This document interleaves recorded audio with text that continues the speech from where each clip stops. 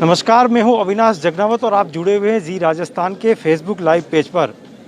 उदयपुर में आज भारतीय ट्राइबल पार्टी ने अपना सम्मेलन किया है और एक तरह से कहा जा सकता है कि उदयपुर में किस तरह से पार्टी को मजबूत किया जाए उसको लेकर जिला मुख्यालय पे, संभाग मुख्यालय पे ये सम्मेलन आयोजित किया है। तमाम जो बीटीपी के पदाधिकारी है वो यहाँ पे पहुँचे हैं। जो बीटीपी के प्रभारी है रमेश भाई वसावा, उनसे बात करेंगे। भाई साहब, यहाँ पे आपने सम्मेलन आयोजित किया है, पंचायत चुनाव में जितने भी प्रतिनिधि जो थे आपके वो यहाँ पे आए हैं। किस तरह का मैसेज जो है वो पार्टी अब आगे देना चाह रही है, क्या रणनीति रहेगी राजस्थान में? क्योंकि 2023 में अब विधानसभा का चुनाव होने वाला है। हमारे सभी जिलों से लोग आए हुए हैं, पाली से लेकर सिरोही, अजमेर, प्रतापगढ़, लगभग 15 जिलों से हमारे यहाँ लोग उदयपुर में आज उपस्थित रहे हैं और सब यहाँ से ये हम मैसेज देना चाहते हैं और मैसेज वो लेकर जाएंगे और एक पार्टी वातावरण के बने और पार्टी वहाँ वो लॉन्च करने के लिए, ले जाने के लिए वो सभी यहाँ आए हुए हैं। तो 2023 में हम ये पूरे राजस्थान में हमारे कैंडिडेट उतारेंगे और पार्टी को सिरमौर तक या पार्टी का नया एक मुख्यमंत्री के रूप में हम अवश्य देंगे।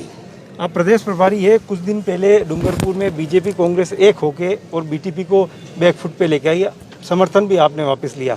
लगातार सरकार कहें या विपक्ष कहें अब बीटीपी के ऊपर हमलावर हो रहा है। किस तरह से ऐसे में आपकी रणनीति आगे क्या रहेगी, कैसे क्षेत्र में आप आगे बढ़ेंगे? देखिए, दक्षिण राजस्थान में भारतीय ट्राइबल पार्टी की जड़ें बहुत मजबूत हो चुकी हैं। बराबर इस जड़ों को मजबूताई को ख़त्म करने के लिए ये दोनों पार्टियों को एक होना बहुत ज़रूरी था। अगर ये दोनों एक नहीं होते तो भारतीय ट्राइबल पार्टी इन दोनों की जड़ें उखाड़कर फेंक देती और आने वाले दिनों में 2023 में अब देख लीजिए, भले हमने उन्हें वो दिया, समर्थन दिया, गहलोत सरकार अवश्य जाने वाली थी और आने वाले दिनों में कोई गहलोत सरकार बचेगी नहीं, अवश्य वो जाने वाली है ही, तब भी नहीं।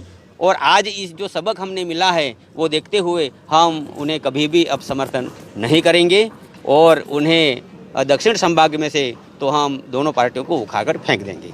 आप लगातार कह रहे कि 2023 के चुनाव की तैयारी कर रहे हैं, लेकिन उदयपुर संभाग तो ट्राइबल इलाका है, वहाँ पे आपकी पार्टी की पकड़ भी मजबूत हो रही है। लेकिन एक बड़ा जो वर्ग, सामान्य वर्ग कहें या दूसरे जो जाति समुदाय कहें, वो किस तरह से उनको आप साधेंगे? क्योंकि केवल ट्राइबल के भरोसे ही आप पूरी तरह से राजनीति की तमाम चुनाव जो है वो नहीं जीत सकते।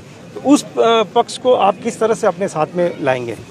देखिए, पार्टी कोई एक समुदाय की नहीं होती, पार्टी को एक समुदाय की नहीं होती और भारतीय गवर्नमेंट और चुनाव आयोग भी एक जाति के लिए पार्टी की मान्यता देती नहीं है।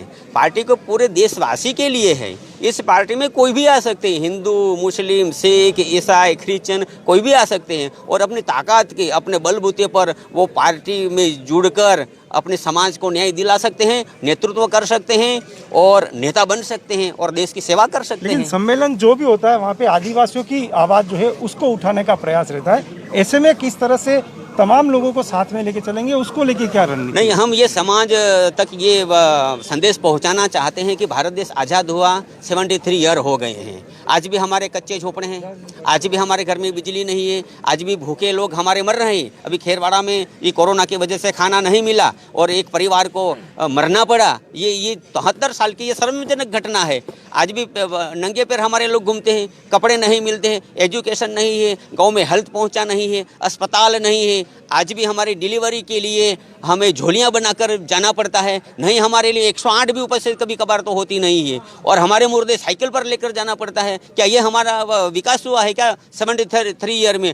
हमारे लिए इन सरकारों ने, दोनों ने, भाजपा और कांग्रेस ने कुछ भी नहीं किया है। जो बंधारण में, संविधान में जो हक और अधिकार हमें दिए गए हैं, 5वीं अनुसूची का प्रावधान किया गया है, उनके तहत जो हक मिले हैं उन हकों को भी इन लोगों ने बर्बाद किया है। इसलिए हम ये संदेश लोगों को पहुंचाना चाहते हैं और इसलिए सबसे ज़्यादा लोग समझे, अधिकार के बारे में समझे, संविधान के बारे में समझे, इसलिए हम सबके उन लोगों को बुला रहे हैं। कुछ दिन पहले काकरी डुंगरी में जो घटनाक्रम हुआ उसके बाद लेके विपक्ष जो है, भाजपा हो या तमाम नेताओं ने कई गंभीर आरोप जो है वो पार्टी के ऊपर लगाए और कहा गया कि यहाँ पे नक्सलाइज को जो है वो बीटीपी पनपा रही है। इन आरोपों को लेके आप क्या कहेंगे, इस तरह के गंभीर आरोप लगना? देखिए, ये लोग ये गंभीर आरोप हम पर लगाए हैं, हम उनको कोर्ट में जाएंगे और कोर्ट में उन लोगों से साबित करवाएंगी कि हमें बताइए कि हमारे लोगों ने कहाँ ट्रेनिंग ली है, कहाँ हथियार खरीदे हैं, कैसे हथियार खरीदे हैं, कौन घर में नक्सलवादी है, कौन घर में हथियार पकड़े गए हैं, ये तो हमें बताइए। अरे नक्सलवाद की व्याख्या हम नहीं जानते, नक्सलवाद क्या है हमारे राजस्थान के लोग नहीं जानते, नहीं तो गुजरात के लोग जानते हैं। ये नक्सलवाद कुछ नहीं, नक्सलवाद ये भाजपा और कांग्रेस एक व्यापार चलाती है। और आज भी ये नक्सलवादियों के बंदूक के जरिए भाजपा और कांग्रेस दोनों झारखंड में और जहाँ जहाँ भी वो पनपा है नक्सलवाद, वहाँ आज उनका इस्तेमाल करके वो जीतते चले आए हैं। तो सबसे बड़े नक्सलवादी तो भाजपा और कांग्रेस हैं। बिल्कुल, बीटीपी के प्रदेश अध्यक्ष हमारे साथ में, उनसे जानेंगे मतलब अब क्या रणनीति रहेगी। सरकार से आपने समर्थन ले लिया है, अब कैसे, अगर भविष्य में सरकार के ऊपर खतरा आता है तो बीटीपी किस रूप में काम करेगी? देखिए, हमारा तो बीटीपी ने कांग्रेस को परख लिया और बीजेपी तो क्या करना चाहती है वो हम सब समझ चुके हैं। हमको थोड़ा विश्वास था कांग्रेस पर, इसलिए समर्थन दिया। आने वाले टाइम में हम कांग्रेस बीजेपी से कैसी भी परिस्थिति हो हम समर्थन नहीं रहेंगे, एकले अपना अस्तित्व बनाए रखेंगे और एसटी, एससी, ओबीसी, माइनॉरिटी और जो देश के संविधान के तहत घर नागरिक हैं उनकी आवाज़ बन के हम काम करेंगे। और अगली हमारी रणनीति यही रहेगी कि हमारा 2023 में 17 एमएलए जीतने चाहिए।